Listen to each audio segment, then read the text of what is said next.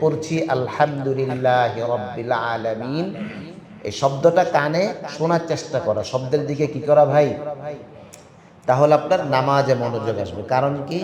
কারণ হলো মানুষের মনোযোগ স্থির হয় এটা শ্রবণের মাধ্যমে, দেখার মাধ্যমে না। আপনি দেখবেন মানুষ ঘুমায়, মানুষ ঘুম কখন আসে? যখন তার কান বন্ধ হয়, ঠিক কিনা ভাই? কান বন্ধ হলে একটা মানুষের ঘুম আসে। কান যদি বন্ধ না হয়, চোখ বন্ধ করলে কিন্তু মানুষের ঘুম আসে না। তো সেই জায়গা থেকে আমরা যদি, ওলামারা বলছেন, অর্থ ব্যাখ্যা বিশ্লেষণ যদি কেউ না জানে, জানার সুযোগ না হয়, সে কমপক্ষে শব্দগুলো শোনার চেষ্টা করবে, শ্রবণের চেষ্টা করবে, শব্দের দিকে সে মনোযোগী হবে। তাহলেও ইনশাল্লাহ তার নামাজের মনোযোগের হার এটা বৃদ্ধি পাবে। তা আমরা গত জুমাতে সূরাতুল ফাতিহা এটা শুরু করেছিলাম। সূরাতুল ফাতিহা এটা অত্যন্ত কোরআনে মাজিদের প্রেক্ষাপটে গুরুত্বপূর্ণ একটি সূরা। কেন? আল্লাহ পাক সর্বপ্রথম কামেল মোকাম্মাল পরিপূর্ণ সূরা হিসেবে কোন সূরাটা নাজিল করেছেন? সূরাতুল ফাতিহা। এটা গত জুমায় আমরা বলেছিলাম, আপনাদের মনে আছে আলহামদুলিল্লাহ। আগে দুই চারটা ওহী নাজিল হয়েছে, সূরাতুল আলাকে, সূরাতুল মুদ্দাসসির, সূরা মুজাম্মিল, ইকরা, এটা সর্বপ্রথম ওহী। ইয়া আইয়ুহাল মুজাম্মিল এটা ওহী, ইয়া আইয়ুহাল মুদ্দাসসির ওহী, কোরআনের আয়াত। তবে পরিপূর্ণ সূরা একসাথে আসে নাই। সূরাতুল ফাতিহা এটা এমন একটা সূরা যেই সূরাটা একসাথে পরিপূর্ণ আল্লাহ পাক প্রথম আয়াত থেকে শেষ আয়াত পর্যন্ত একসাথে নবী আলাইহিস সালাতু সালামের উপর নাজিল করেছেন। সর্বপ্রথম যেই সূরা, ওই সূরার নাম কি? ফাতিহুন শব্দের অর্থ কি? ফাতহুন শব্দের অর্থ খোলা। ফাতহুন শব্দের অর্থ কি? খোলা। সবাই বলে অর্থ কি? সূরা ফাতিহার অর্থ আল্লাহ পাক ফাতিহা মানে খোলা কেন রাখলেন? ঠিক না? খোলা রাখছে। সূরা বাকারার নাম রাখছে, সূরা নিসা নাম আছে। এক একটা সূরার নামের অজহে তাসমিয়া আছে, নামকরণের কারণ আছে। সূরাতুল ফাতিহা এটা ফাতহুন খোলা যে আল্লাহ পাক রাখছেন, এই জন্য রাখছেন। সূরা ফাতিহাকে নিয়ে যদি কেউ চিন্তা গবেষণা করে, সূরা ফাতিহাকে নিয়ে যদি কেউ ভাবে, তো পুরা কোরআন মাজিদ তার জন্য ধীরে ধীরে খুলে যাবে। সুবহানাল্লাহ পড়বেন। সূরা ফাতিহাকে নিয়ে যদি আপনি ভাবেন, তো 30 পারা কোরআন এটা আপনার কাছে ধীরে ধীরে কি হয়ে যাবে? বলে হুজুর আমি তো ভাবার সময় পাই না। ঠিক আছে ভাই, কমপক্ষে এখানে আমরা 45 মিনিট 1 ঘন্টা সময় দিচ্ছি। এখন মনোযোগী হই, এখন ভাবেন, এখন চোখ কান খোলা রাখেন। এই উসিলায় আল্লাহ পাক আপনার পুরা কোরআনে মাজিদ খোলার পথ সুগম করে দিবেন।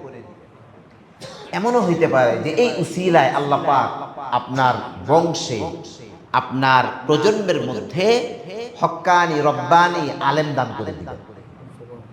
এই উসিলায়, একটা উসিলায়। আচ্ছা, তো খোলা আমরা গত জুমায় বলছিলাম সূরা ফাতিহার আরেকটা নাম আছে সূরাতুশ শিফা। নাম কি? নাম কি ভাই? সূরাতুশ শিফা। কেউ যদি আস্থা নিয়ে, ভক্তি নিয়ে সূরাতুল ফাতিহা যে কোনো রোগের জন্য, সে পানিতে দম করে পান করে, সে হাঁটতে চলতে ফিরতে সূরাতুল ফাতিহা সে তেলাওয়াত করে, আল্লাহ পাক যদি তার জন্য মুনাসিব মনে করেন, কি মনে করেন? মুনাসিব মনে করেন।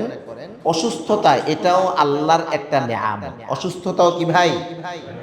অনেক সময় আমাদের এক পকেটে চাবি থাকে, পাই না, এই চাবিটা কই, একটু পেরেশানি, এতেও মুমিনের গুনাহ মাফ হয়। আপনি যে হালকা পেরেশানি, এতেও আপনার কি মাফ হয়? গুনাহ মাফ হয়। অসুস্থতা এটা আল্লাহর নেয়ামত, আমরা অনেক সময় বুঝতে পারি না। হযরত রশিদ আহমদ গাঙ্গোহী রাহমাতুল্লাহি আলাইহি বলেন, নরমি নিয়ামত, গরমি নিয়ামত। এটা নরম নিয়ামত আর এটা গরম নিয়ামত। আর এটা কি নিয়ামত? আমি যে অসুস্থ হই, এটা আল্লাহ পাকের একটা গরম নিয়ামত। কি নিয়ামত ভাই? গরম নিয়ামত। করণীয় হইল, অনেক ক্ষেত্রে মানুষ গরম নিয়ামত সহ্য করতে পারে না, তখন আল্লাহর কাছে দোয়া করা যে আল্লাহ আমি তো দুর্বল মানুষ, এই গরমি নিয়ামত এটা আমার কষ্ট হচ্ছে, আপনি আমাকে এটা পরিবর্তন করে একটু নরম নিয়ামত দান করেন। কোন নিয়ামত? দেখেন বলার ভাষাটা কত সুন্দর, আল্লাহ পাক কত খুশি হবেন যদি আপনি এই ভাষায় এই শব্দে আল্লাহর কাছে এটা প্রার্থনা করতে পারেন। হাদিসের মধ্যে ওয়াকে আছে, হাদিসের কিতাবগুলোতে সাহাবীর নাম উল্লেখ নাই, লেখা আছে রাজুলুম মিনাল আসহাব, সাহাবীদের থেকে একজন বড় এক জামাত এক জায়গায় সফরে যাচ্ছিলেন কোথাও, প্রতিমধ্যে তাদের খাবারের ইন্তজাম শেষ হয়ে গেছে, খাবার দরকার। তো এক এলাকার লোকজনের কাছে বলছেন যে ভাই আমরা মুসাফির, একটু যদি আমাদেরকে একটু ইন্তজাম করেন, কিছু খাবার দাবারের ব্যবস্থা করে দেন, আমরা উপকৃত হব। তো এই এলাকার লোকজন এদেরকে ফিরিয়ে দিচ্ছে যে ভাই দরকার নাই, আমরা পারবো না, আমাদের খাবার দাবার নেই। কিছুক্ষণ পর ওই গোত্রের যিনি প্রধান ওনাকে সাপে কামড় দিয়েছে। এরা উজা টুজা সব কিছুর ব্যবস্থা করছে, অনেক কিছু আনছে, কোনোভাবেই ওনাকে সুস্থ করতে পারছে না। এদের থেকে কেউ বলছে কিছু লোক আছে ওইদিকে, দেখো তো এরা কিছু জানে কিনা সুস্থ করার জন্য, তাদের কিছু জানা আছে কিনা। তো একজন লোক গিয়ে সংবাদ দেওয়ার পরে অনেক জায়গায় আছে আবু সাইদ খুদরি রাদিয়াল্লাহু তাআলা আনহু, তবে এটা ওলামারা বলছেন, ইবনে হাদিস আছে রাজুলুম মিনাল আসহাব, সাহাবীদের কোন একজন এই কাজটা করছে। ওনাকে বলার পর উনি বলছেন যে হ্যাঁ আমার কাছে এটা তদবির আছে, এটা চিকিৎসা আছে, আমি চিকিৎসা দিতে পারি, চিকিৎসা দিলে আমাদেরকে কি দিবা বলো। কি বলছে? আগে খাবার চাইছি দাও নাই, আমরা মুসিবতে ছিলাম, এখন চিকিৎসা দিব, চিকিৎসা দিলে আমাদেরকে কি দিবা বলো। তো ওনারা বলছে তোমাদেরকে 30টা বকরি দিব। ওই সাহাবী সূরাতুল ফাতিহা পড়ে ওই মুমূর্ষ সাপে কাটা মুমূর্ষ রোগীর শরীরে দম করার পর সে আগের মতোই সুস্থ হইয়া হাঁটা আরম্ভ করছে। তারা তাদের ওয়াদা অনুযায়ী 30টা বকরি সাহাবায়ে কেরামের জামাতকে দিয়ে দিয়েছে। ওনারা কিছু লোকজন বকরি থেকে খেয়েছেন, কিছু লোকজন খান নাই, এরকম কোনো বিধান আগে আসেন নাই। বলছেন আমরা মদিনায় যাই, নবীজিকে জিজ্ঞেস করি এটা খাওয়া আমাদের জন্য বৈধ হবে কিনা। সন্দেহ থেকেও তারা বেঁচে থাকবে। কি থেকে ভাই? সন্দেহ থেকে। ওনারা মদিনায় যাওয়ার পর রাসূলুল্লাহকে যখন বলছেন, রাসূলুল্লাহ সাল্লাল্লাহু আলাইহি সাল্লাম বলছেন যে তোমাদের ওই গোশত থেকে আমাকেও একটু গোশত খাইতে দাও। তো এই সাহাবী সূরাতুল ফাতিহা পড়ে দম করার পর সাপে কাটা রোগী কি হয়ে গেছে? সুস্থ হয়ে গেছে। শত শত ওলামাদের এরকম ঘটনা আছে। তো সূরাতুল ফাতিহার আরেকটা নাম সূরাতুশ শিফা। আমরা আজকে থেকে এটা ঘরে বাড়িতে নিজের উপরে বাল বাচ্চার উপরে অ্যাপ্লাই করা শুরু আমরা জানি, কিন্তু আমরা এটা অ্যাপ্লাই করি না, আমরা কার্যকর করি না। কার্যকর করেন, ভিতরে আস্থা রাখেন, ভিতরে ইয়াকিন রাখেন, পুরা তাওয়াক্কুল রাখেন, 100% আল্লাহর উপর নির্ভরশীল হন।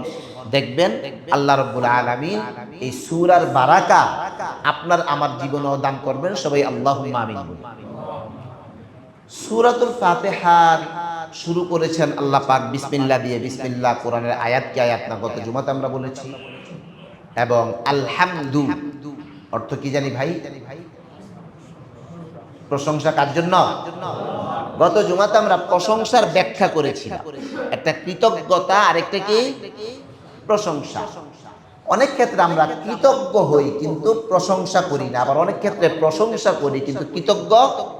এটা মানুষের সুন্দর বাড়ি, আপনি বললেন বাহ ভাই আপনার বাড়িটা সুন্দর, কি করলেন আপনি? কৃতজ্ঞ হন নাই। এই লোকটা আপনাকে বাসায় নিয়ে একবেলা খাবার খাওয়াইছে, তখন বললেন ভাই ধন্যবাদ। এখন আপনি কি হইছেন? এই হামদুন শব্দের মধ্যে কৃতজ্ঞ এবং প্রশংসা আল্লাহ পাক দুইটা অর্থ রাখছেন। আমি যখন নামাজের মধ্যে দাঁড়িয়ে বলবো আলহামদু, তখন আমার মধ্যে যেন ফিল আসে আমি শুধু আল্লাহর প্রশংসা করছি না, আমি শুধু আল্লাহর কৃতজ্ঞতা আদায় করছি না। প্রশংসা কৃতজ্ঞতা দুইটা একসাথে কার জন্য? আল্লাহর জন্য। এই শব্দটা আরবি ভাষায়, সব ভাষায় দুই ধরনের বাক্য। কিছু বাক্য এটা নাউন দিয়ে শুরু হয়, কিছু বাক্য এটা ভার্ব দিয়ে শুরু হয়।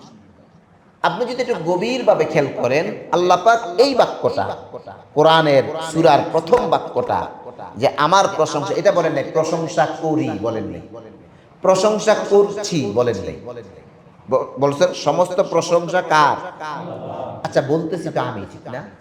তো আল্লাহর প্রশংসা বলার চাইতে আমাদের এমন মনে হয়, ঠিক আমি বলতে, ঠিক আছে আমি সমস্ত প্রশংসা আল্লাহর জন্য করতেছি, এটা বলা আমাদের কাছে মনে হয় বেশি ভালো মনে হয়। সমস্ত প্রশংসা আল্লাহর জন্য করতেছি, কিন্তু আল্লাহ পাক এখানে এমন বলেন নাই। কেন বলেন নাই? ভাষাবিদদের কাছে এক এক ভাষায় কাল একরকম না। আরবি ভাষায় কাল একরকম, ইংরেজি ভাষায় কাল আরেক রকম। ইংরেজি ভাষায় প্রেজেন্ট কন্টিনিউয়াস আছে। কি আছে? আপনি অবাক হইবেন, আরবিতে প্রেজেন্ট কন্টিনিউয়াস নেই। ইংরেজিতে প্রেজেন্ট কন্টিনিউয়াস বোঝানোর জন্য আলাদা স্ট্রাকচার আছে। আলাদা কি আছে ভাই?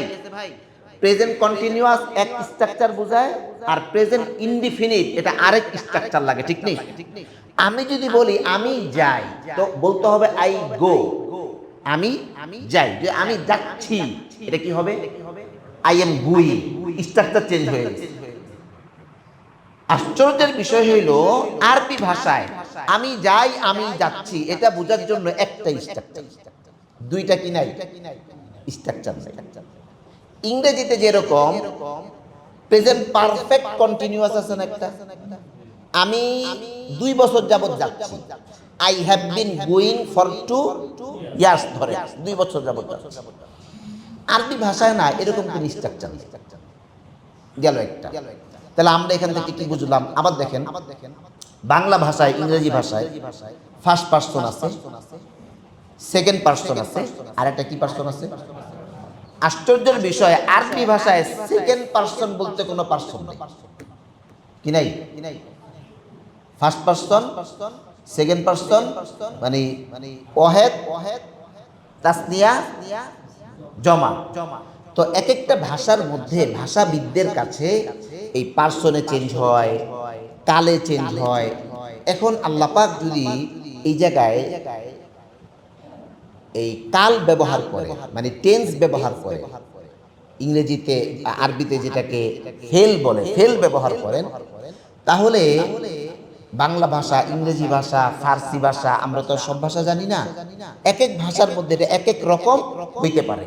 এই জন্য দেখেন আল্লাহ পাক এখানে কোনো কাল ব্যবহার না করে ডাইরেক্ট ব্যবহার করেছেন নাউন, যেটা এমন একটা শব্দ দিলাম, তুমি প্রশংসা এখনো করো, আগেও করছো, ভবিষ্যতেও তোমার মধ্যে যদি মনুষ্যত্ব থেকে থাকে, তাহলে প্রশংসা আল্লাহর জন্য করতেই হবে।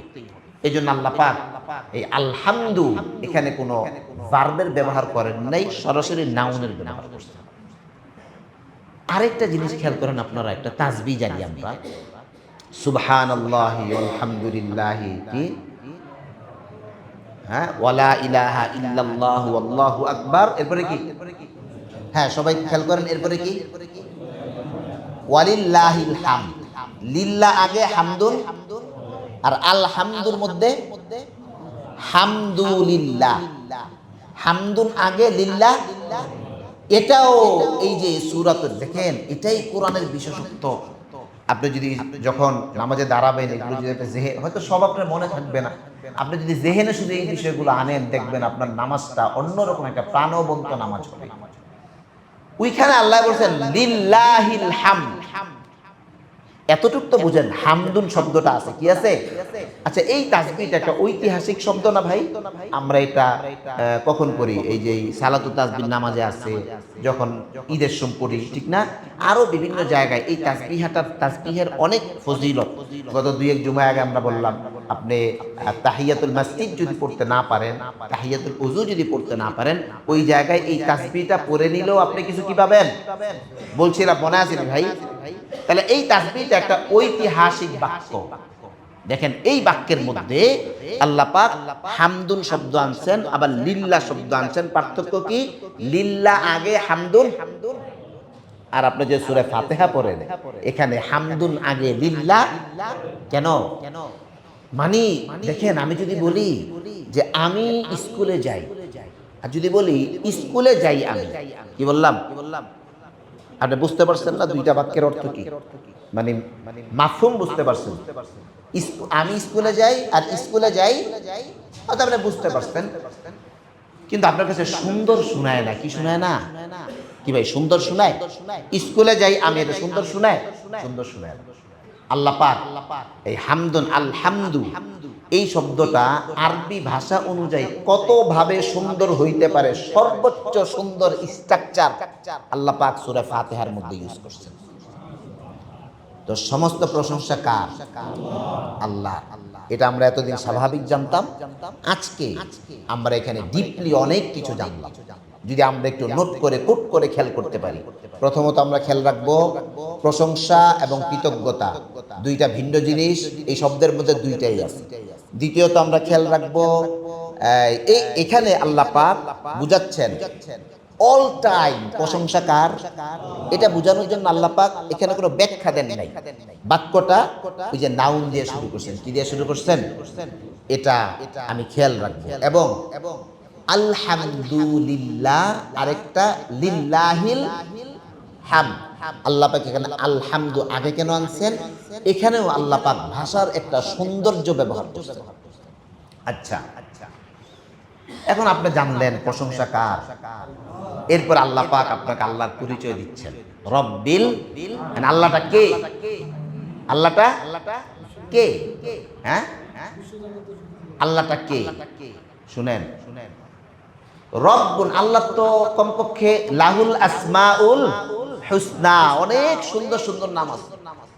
99টা নাম কোরআন হাদিস তালাশ করলে পাওয়া যায়। বহুত নাম আছে, হয়তো আমরা জানি না, আল্লাহ পাক প্রকাশ করেন নাই।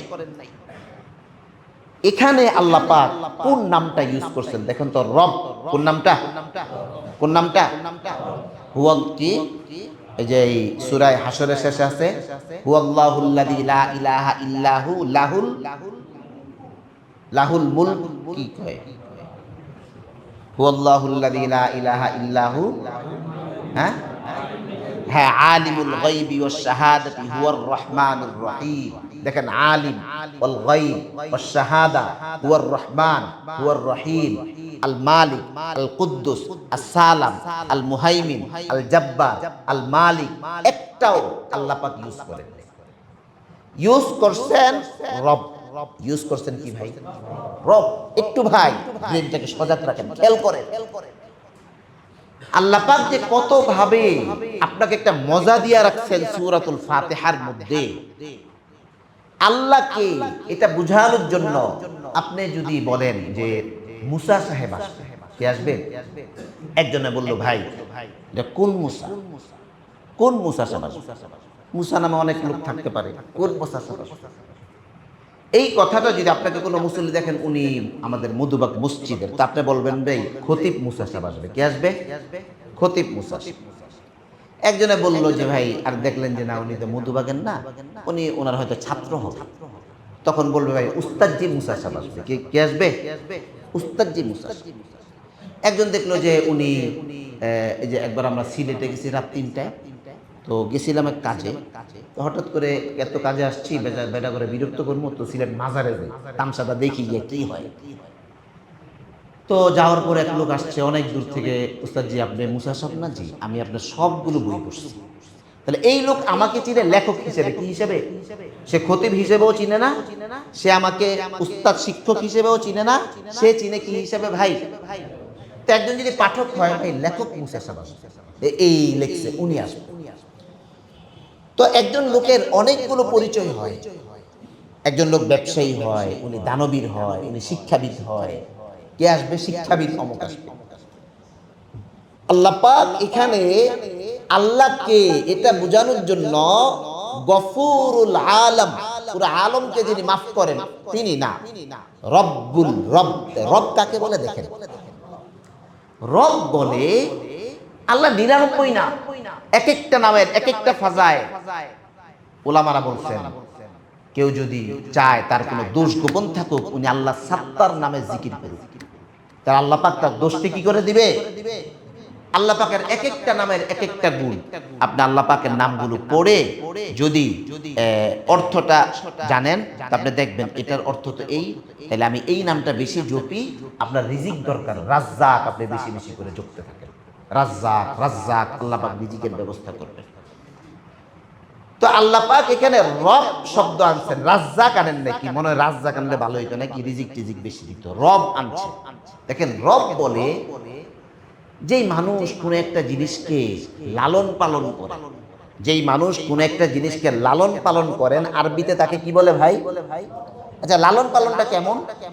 লালন পালনটা হইল প্রথম থেকে শুরু করে একবারে শেষ পর্যন্ত পূর্ণ পর্যবেক্ষণ, পূর্ণ যত্ন, পূর্ণ সহযোগিতা যেই লোকটা করেন, এই লোকটাকে আরবি ভাষায় কি বলে?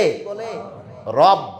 আপনি দেখেন আপনাকে আমাকে আল্লাহ পাক একবারে বাবার রেহেম থেকে শুরু করে, বাবার মানে পিঠ থেকে শুরু করে মায়ের রেহেম পর্যন্ত, দুনিয়াতে আনা পর্যন্ত আপনি বড় হচ্ছেন, আর আপনার মায়ের মহব্বত, আপনার মহব্বত মায়ের ভিতর থেকে কমে যাচ্ছে। আপনি ছোট ছিলেন, মায়ের মহব্বত আপনার ভিতরে আল্লাহ পাক দিয়ে রাখছেন। আপনার রিজিক, আপনার চলাফেরা সবকিছু একমাত্র কার পর্যবেক্ষণে হচ্ছে? আল্লাহ। আবার উনি কেমন, এটার মধ্যে আরো অর্থ আছে, একটা না। আপনার একটা বাড়ি আছে না ভাই, আপনি একটা জিনিসের কি মালিক, একটা বাড়ির মালিক। এমন হয় মানুষ এটার মালিক কিন্তু এটার যত্ন নেয় না, হয় কি হয় না? আমি মালিক কিন্তু আমি কি নেই না। আমি আমার মোবাইল ফোনটার মালিক কিন্তু প্রত্যেকদিন মোবাইল ফোনটাকে চার্জ দিই, আমি এটার কি নেই, যত্ন নেই। আমি আপনি বাসার জমিনপত্র আপনি গুছিয়ে রাখেন, মালিক, আপনি এটার যত্ন নেন। আচ্ছা, আপনার বাসায়, আপনার বাড়িতে বাউন্ডারির সাইডে আধা বিঘা মানে আধা হাত জায়গা আছে, এটা আপনি মালিক, আপনি কি? কিন্তু আপনি এখানে বাগান করেন না, আপনি এখানে যান না, ময়লা পড়ে আছে, আপনি মালিক কিন্তু আপনি কি নিচ্ছেন না? যত্ন নিচ্ছেন না, এটাও মালিক। পৃথিবীতে এমন মালিক হয়, উনি এটার মালিক কিন্তু এই মালিক তার অধিকৃত যেই বিষয়, এই বিষয়ের কি নেয় না। কিন্তু রব আপনার মালিক, রব আপনার যত্ন নেওয়া কখনোই বাদ দেন না। রব আপনার আমার যত্ন নেওয়া কখনোই কি করেন না, তাকে আরবিতে রব বলে। এজন্যই আল্লাহ পাক সর্বপ্রথম আল্লাহর পরিচয় বোঝানোর জন্য শব্দ কোনটা আনছেন? রব।